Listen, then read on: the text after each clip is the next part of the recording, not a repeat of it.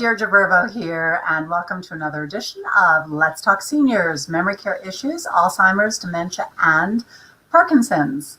I'm really excited today because, as most of you know, I'm opening up a senior memory care home for just 6 seniors in Shelton, and it's called Just Like Home, Dogwood House.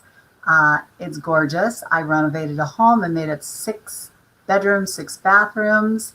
It's beautiful on an acre of property in a gorgeous neighborhood, big deck, private backyard. I love it.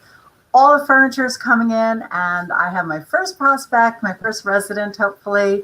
We're opening July 1st. We can only take 6 people, so if you are interested, call. It will be going soon, but I'd love to give you a tour and show you around. And if you have a senior interested, it's COVID-free, totally affordable, clean, and new and beautiful, and a great staff to a loving caretaker ratio to resident of 3 to 1.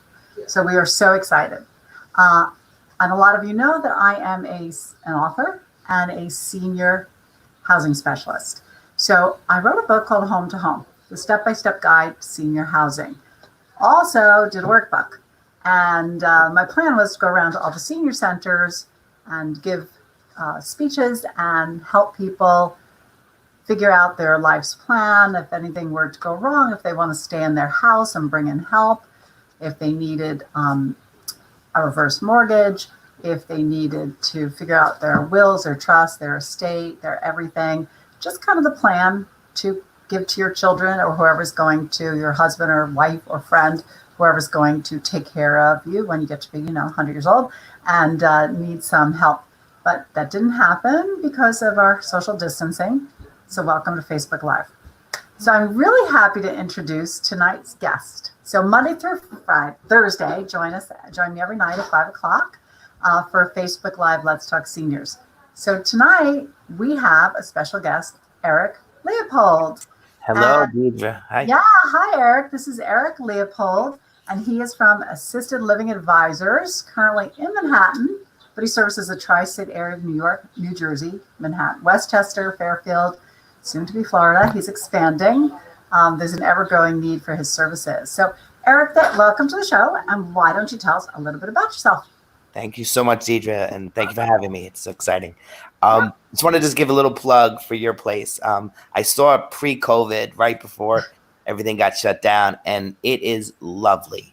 And wait till you see it with all the furniture. No, I'm excited to see it. I saw it right just before the furniture came in, and I could tell it's got warmth. It's going to be a great place. I wish you all the best. I know you're opening very soon, so thank you. Very excited for you. So my name is Eric Leopold. A little bit about my background, and I'll explain what my company does.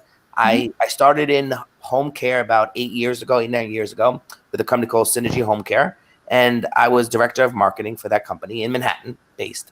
And I walked into a company. We were doing 300 hours, and within space of 3 years, we built it to over 3,000 hours. So, and that was a great job where I was, since it was small at the beginning, I was meeting families, figuring out what were the best caregivers, to match people.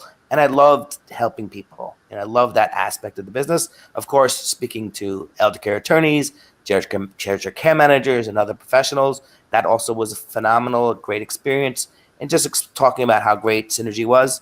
And it was really a fun time. It was a new career for me, but it's good times. I come from Wall Street. I think Deirdre does as well. So yeah, we have that in common. So that's a while back ago.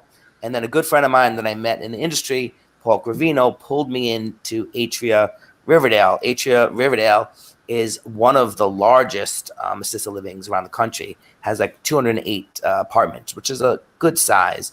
Average you'll see is about 100, 120.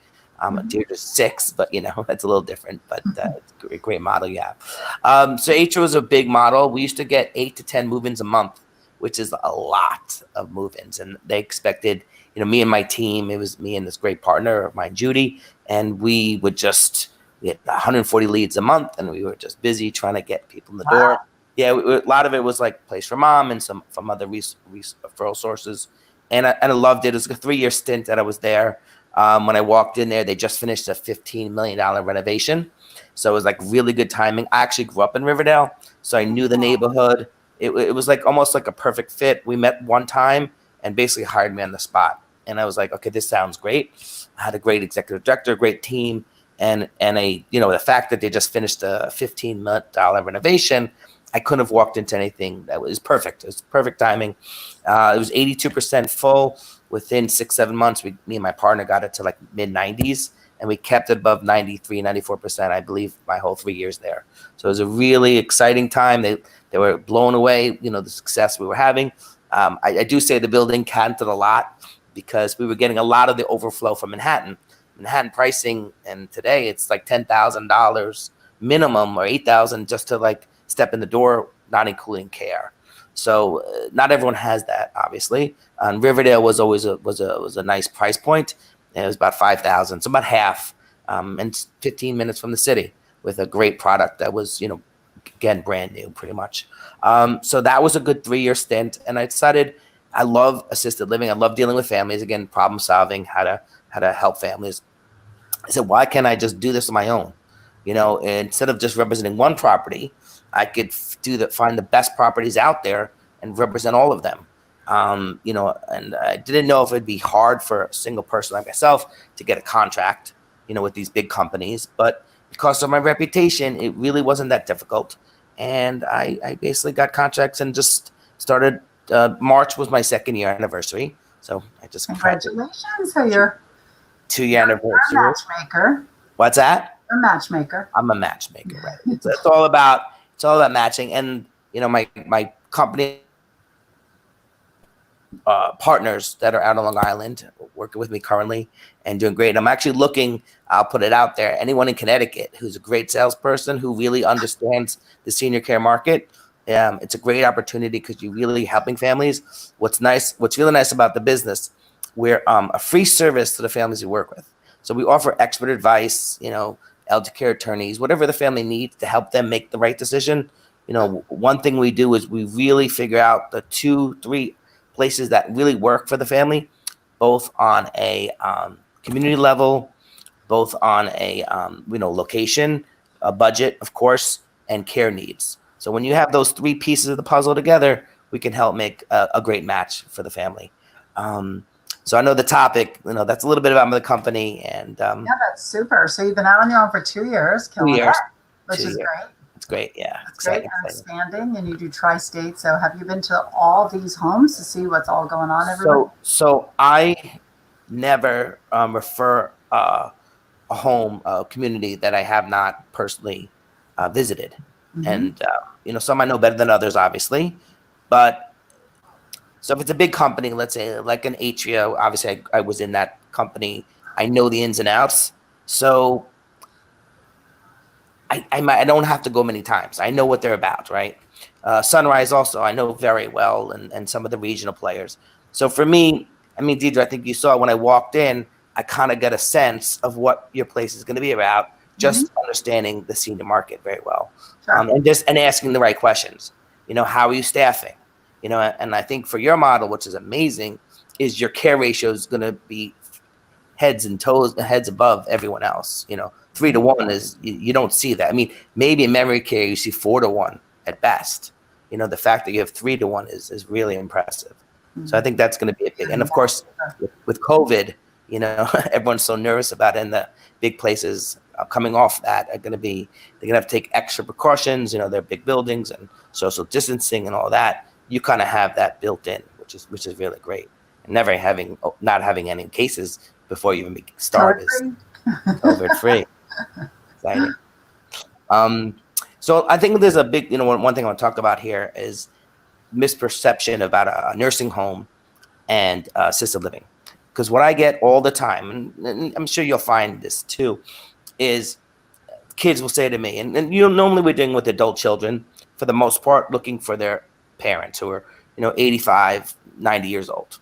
Sometimes you get that independent person, and I'll tell you a funny story because just something came to my mind about an elderly person I dealt with recently, but that's the exception, not the rule. So the children have guilt because the parents have told them the whole life. They go, do not put me in a nursing home. The one thing I ask is, now, and I can understand their perception of a nursing home, it's not the place you really want to be for the most part. And some are definitely better than others, and I could definitely make some recommendations on that end for the most part. Connecticut, by the way, has some decent nursing homes, but they don't compare, unfortunately, to the assisted livings. They're not staffed as well. The reason people go to a nursing home is because there's a nursing need. If someone just has regular dementia and just needs someone to help them with toileting, help them with showering, but they can benefit from the activities that assisted living can give, then by all means, it's a much better environment for the loved one. And it's just, the nursing homes will keep you safe, but that's it. They're not there to really, they might have bingo, and they might have an art class here and there. They're just not built to have an activity, a couple times during the day and really get to know the residents to give them what they need. And your environment and some of the other assisted livings, they're really there for that. Don't you think, Eric, too, that perception of don't put me in the nursing home is like an old one, when nursing homes before like the 1980s were like warehouses and were just put there as a last resort if their families couldn't take care of them because, two working parents, or the parents were just too, couldn't do it. The kids couldn't do it, or there weren't kids to take care of them. And it was like a last resort. But now they're so beautiful and it's so different. And I even liken it to, I have a brother who has Down syndrome. And when I was a kid, I used to work at like places for adults with Down syndrome, and they were warehouses. They were horrible. And they all shut down. We don't have them anymore. And now, like, my brother lives in a home with 6 adults, and it's gorgeous. And he goes out to activities, and it's a beautiful home. Right. And it is the same thing that's happened here with nursing homes and assisted living. But still, say you're 90, their perception is, I took care of you my whole life. Don't put me in one of those, warehouses, because I haven't been to them. I took my mom to see one. It was like a giant cruise ship because she's, in great shape. And I'm like, this is like a cruise ship on land. Like, there's so many fun games here, because she could drive and she's in great shape. So there was travel to her. I was like, this is like awesome. I moved there. It's so funny you said that. I used to sell it like it's like a cruise ship that's not going anywhere. You're just on land. Some of the places are really pretty fancy. They're really fantastic. I think also the key, I think you hit upon it, is as you get older, you don't want to lose your independence. Nobody wants someone to do stuff for them. It's most, especially that generation, the old generation. We're talking about the World War II, That's funny, Eric. Letters and just do everything for themselves. They feel they're going to lose their. I'd be very happy.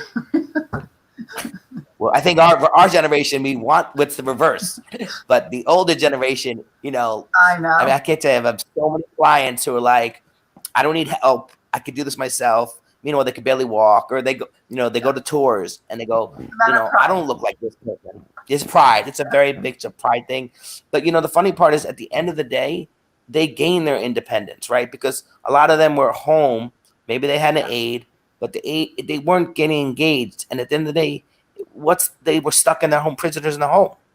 If they realized that, and the kids did, because it just wasn't working for whatever reason.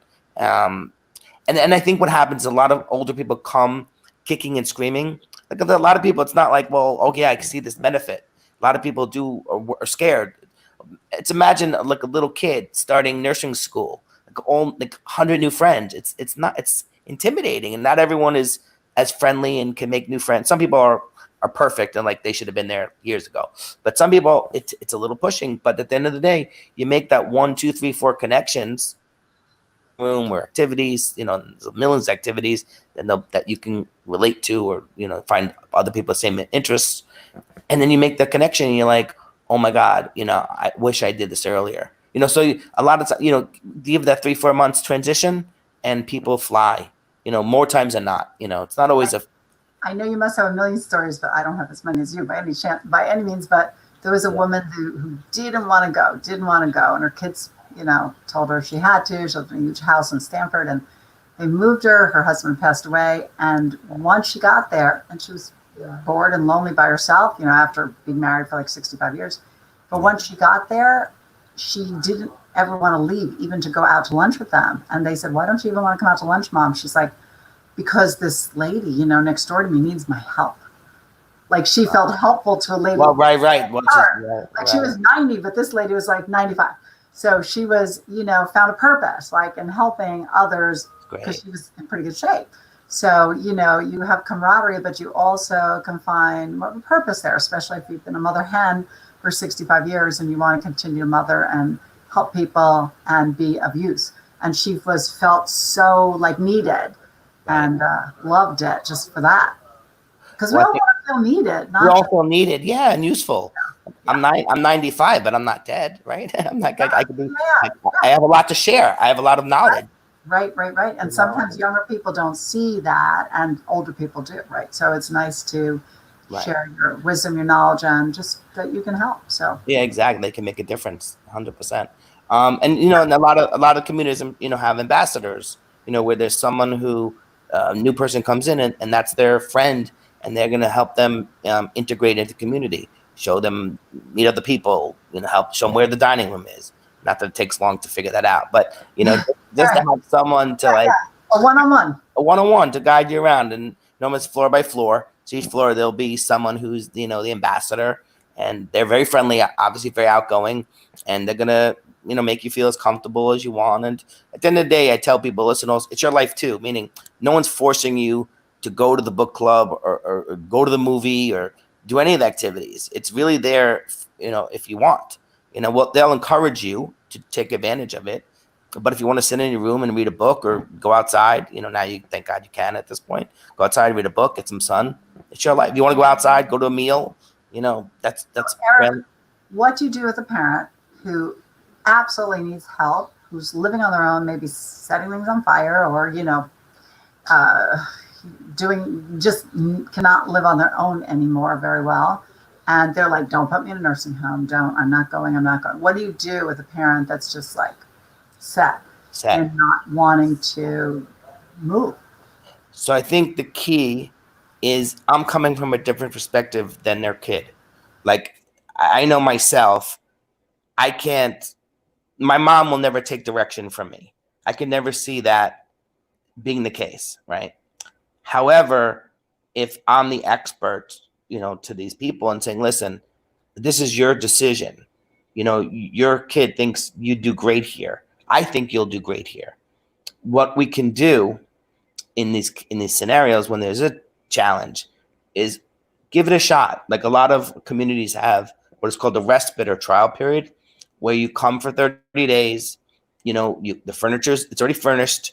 You try it. It's like a trial period. You try it out. And after the 30 days, you either say, you know what, this works for me. I could see myself living in this environment, you know, or this is not for me. I will tell you, you know, with all the respites we did at Atria and what I've seen, it's roughly 70% of the people end up staying.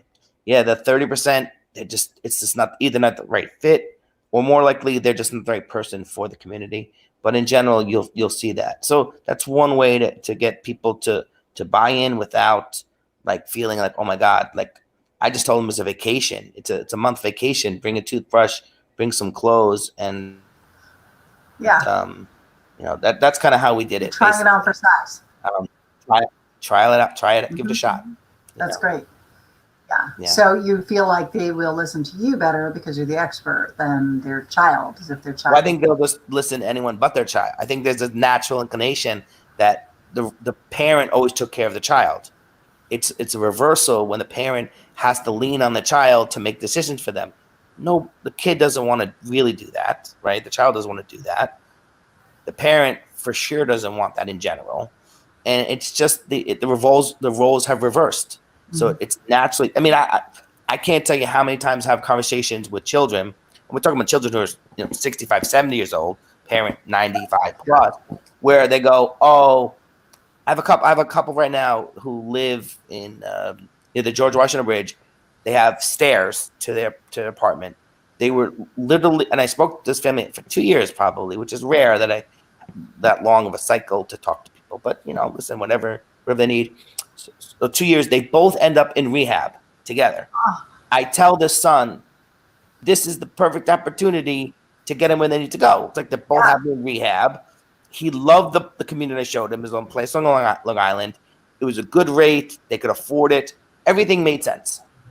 Son says to me, when I texted him today, son says to me,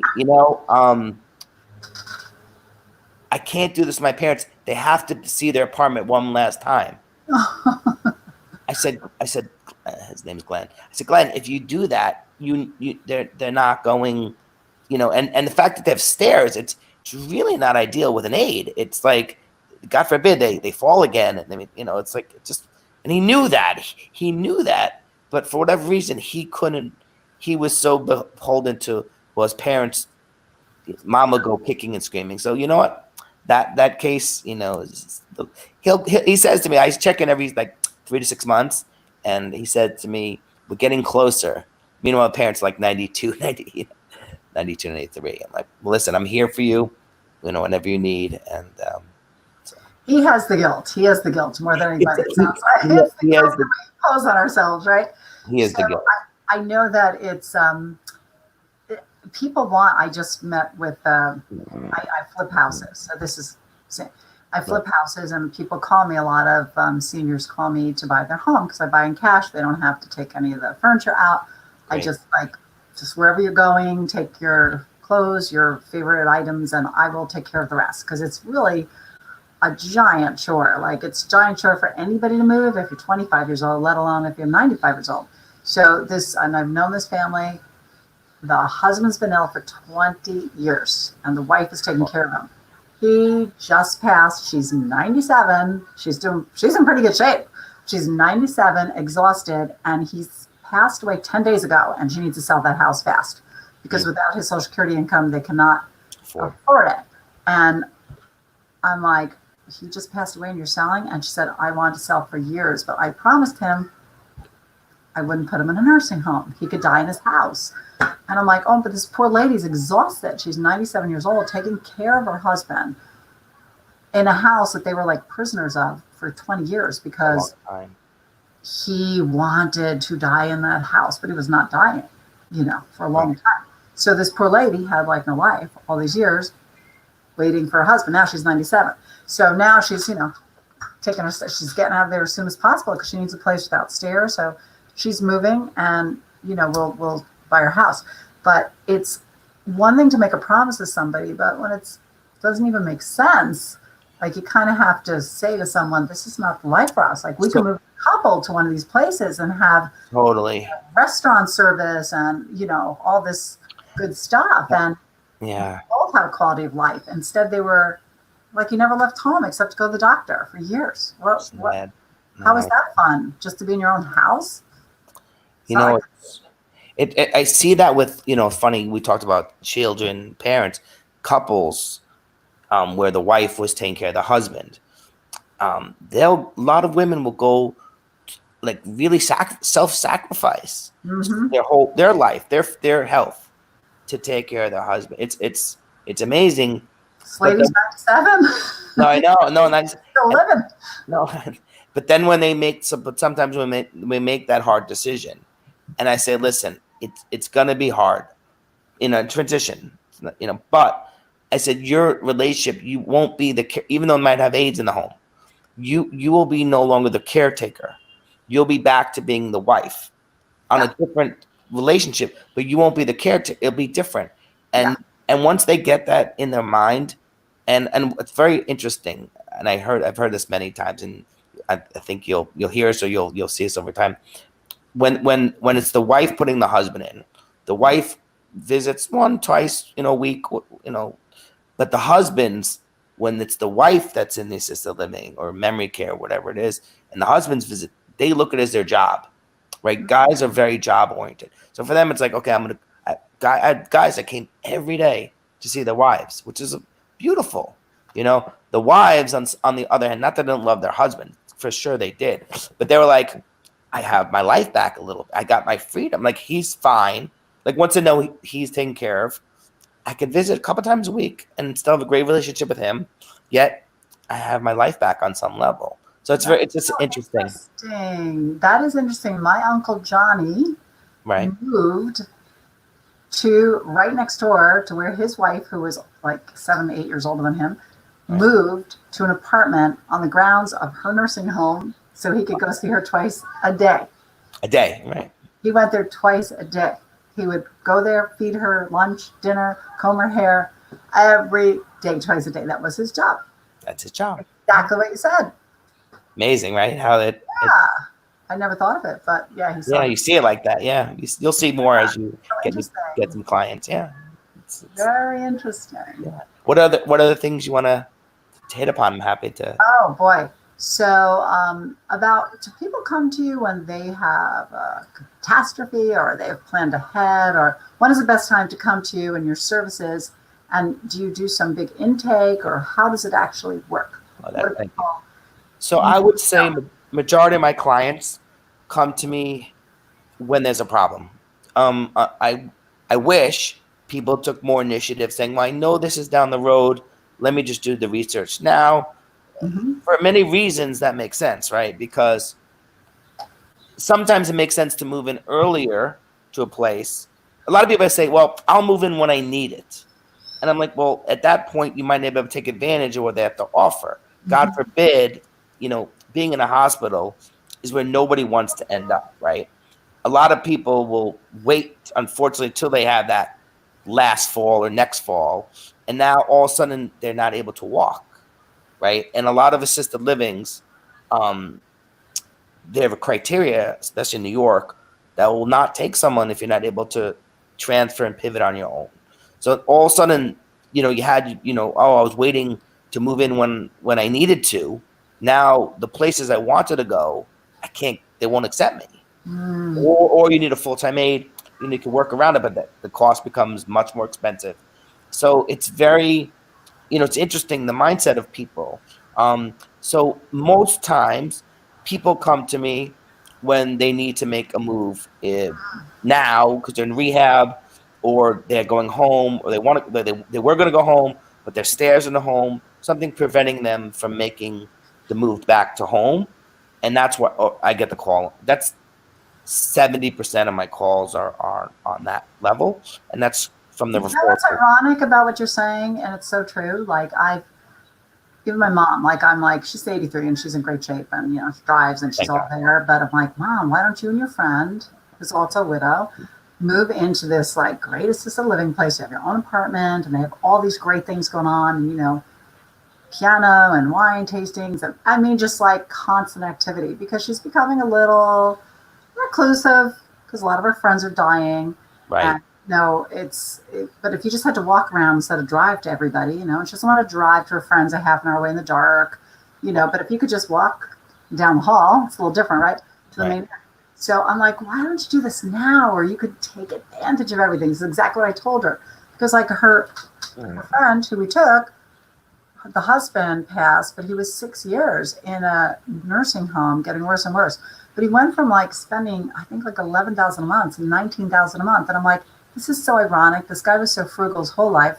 Now they're spending $19,000 a month on his care, and he doesn't even know where he is. Right. He didn't even open his eyes. He couldn't speak. And I'm like, wow, you could have been spending the $10,000 or less and having a ball when you were a little younger, 5 years younger. I'm like, and now you're spending double and don't even know where you are. Yeah. It's just ironic. It's ironic. It is sad. It would be, whoops, I didn't mean to cut you off there. But it's so much, I get it.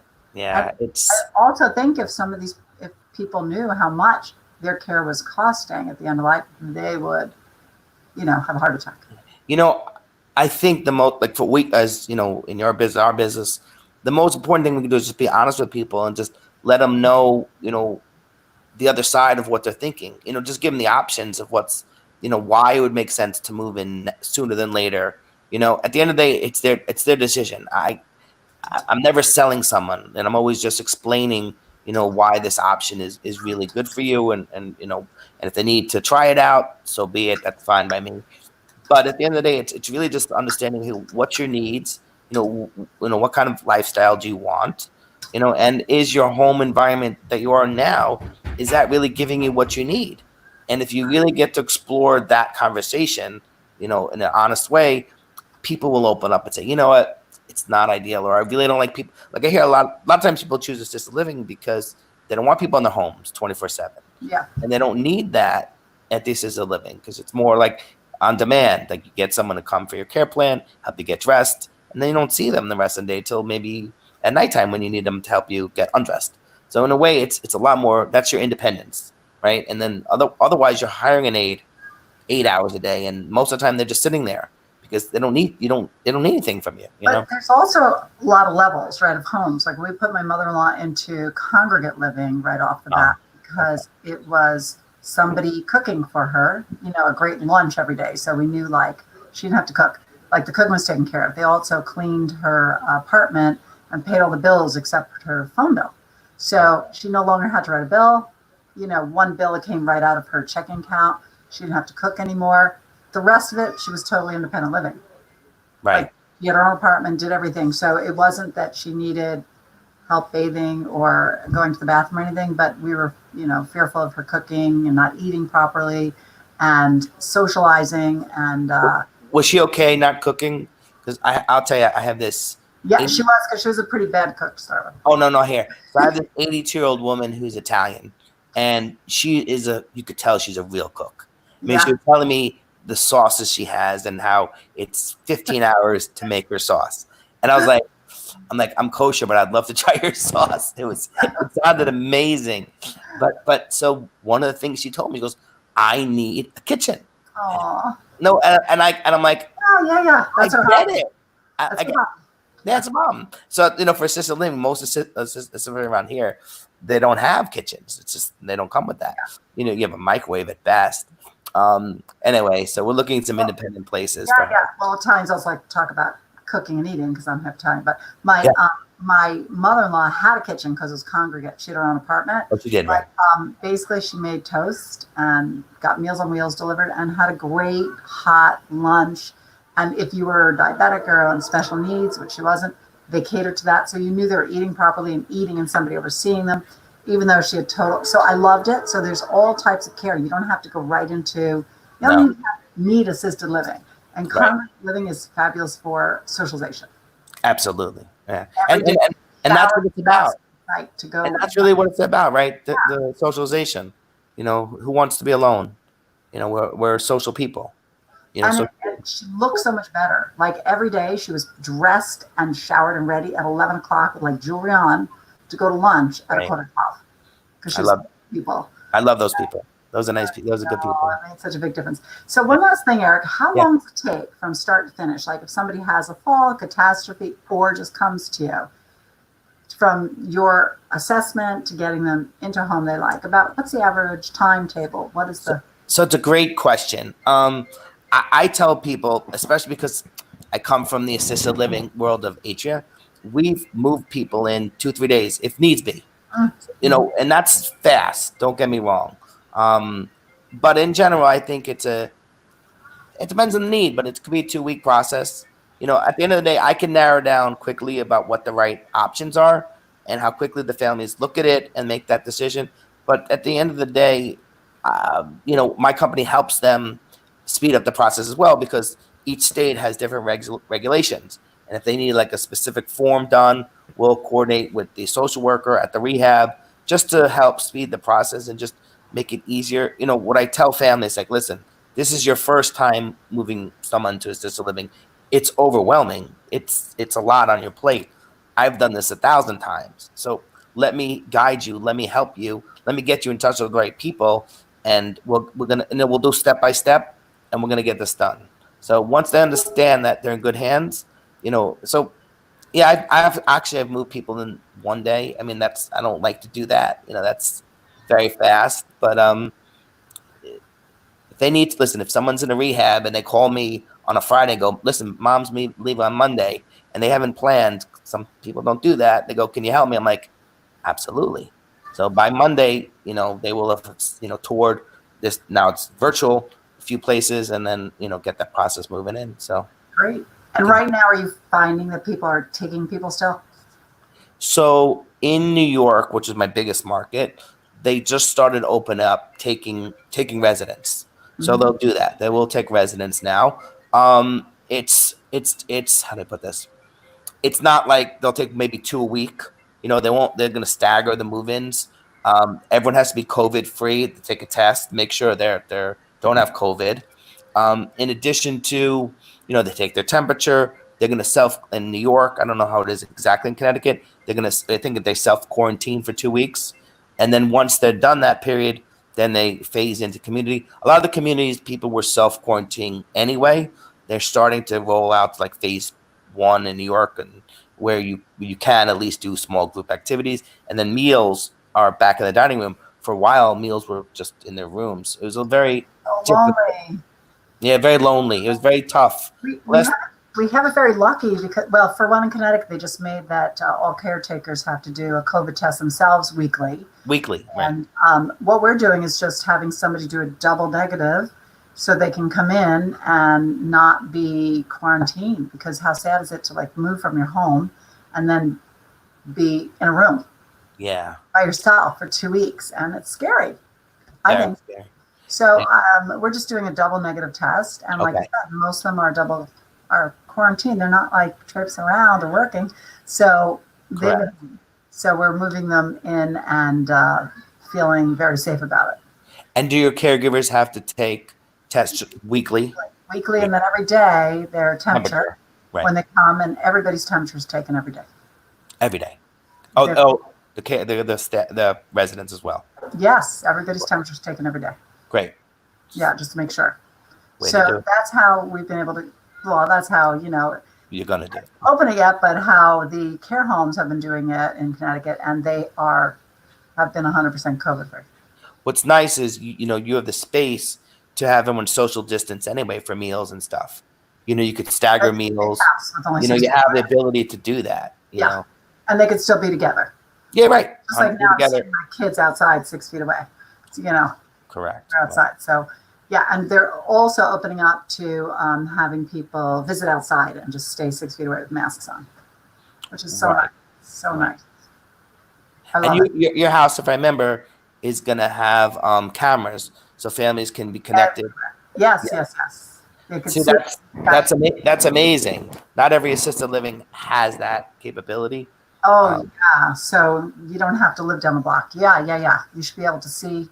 We have cameras everywhere, but they could also, just chime in. Right. And see everything going on and talk to a loved one so they can feel totally comfortable. Connected.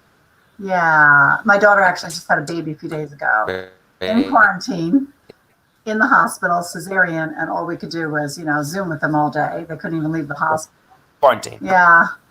But so you're gonna soon though. I know it's still cool, but but it's so much better in person, and especially with a senior, you don't want to go somewhere new and be all by yourself. Scary. No. So definitely not.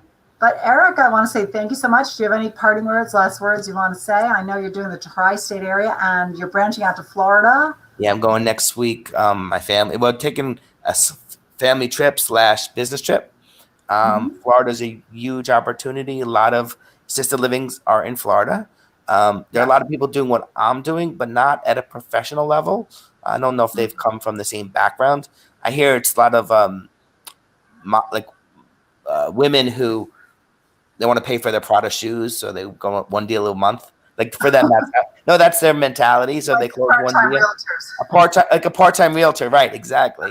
And they're gonna love you. You're a New Yorker. I'm in New York. Audience are New Yorkers, and so they'll be like, yeah. It should be right. It should give me advantage. I would hope.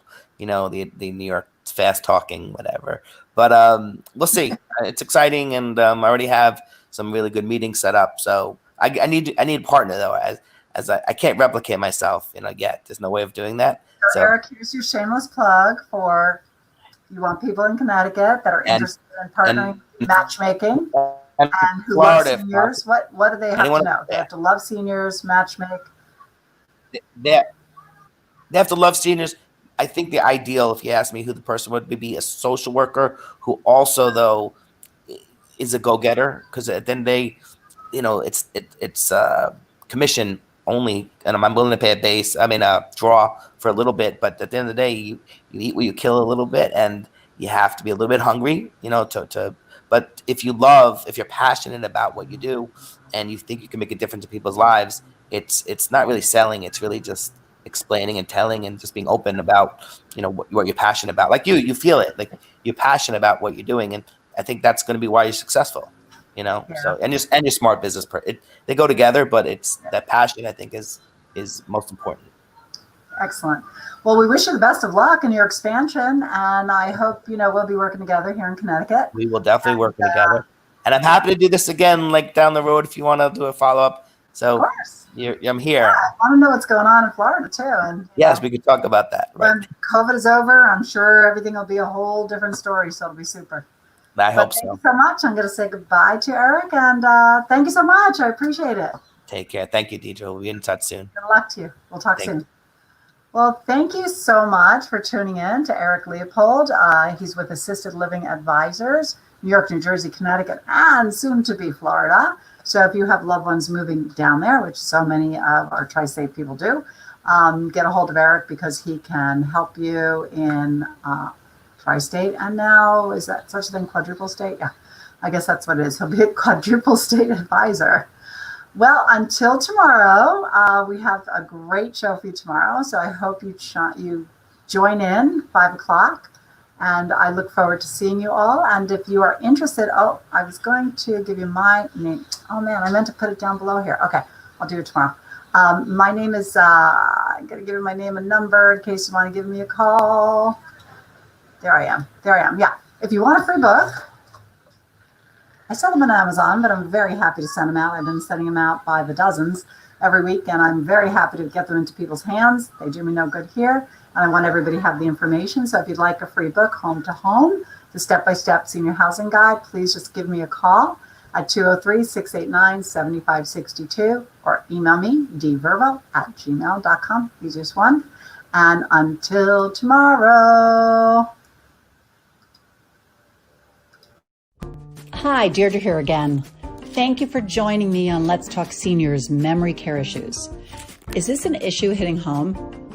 Do you have a parent or loved one with memory care issues who you feel is not safe at home anymore? Are isolation, falls, and safety issues becoming a big concern? Welcome to Dogwood Senior Home, premier boutique residential senior living specializing in memory care. It's country living at its best. In the Huntington section of Shelton, Connecticut, we're truly a home with only 6 senior residents living as one family unit. Senior residential homes are concepts sweeping the nation with 47,000 across the U.S. We're pleased to open Dogwood Senior Home as it will be only number 6 for Connecticut. Brand new, sparkling clean, opening mid-June. And safe. We are COVID-free. Residential care homes boast a very low COVID infection rate across the nation. This is due to the intimacy of size and speed in which the caretakers can shift to accommodate immediate needs. They are much safer than the large homes and facilities, as you can imagine. It has been documented that residents have less falls and a better quality of life in a residential home environment. Our home is more affordable than the big box facility. You pay one all-inclusive price, and that price is guaranteed for the life of the resident. With an incredible 1-to-3 caregiver ratio, which you won't find anywhere else. Our friendly, loving caregivers are dedicated and trained in Alzheimer's, dementia, and Parkinson's issues. We're only taking 6 residents, so the home will fill up fast. Call me at 203-689-7562 for a talk and tour. I would love to meet you and your loved one. See you soon. Bye.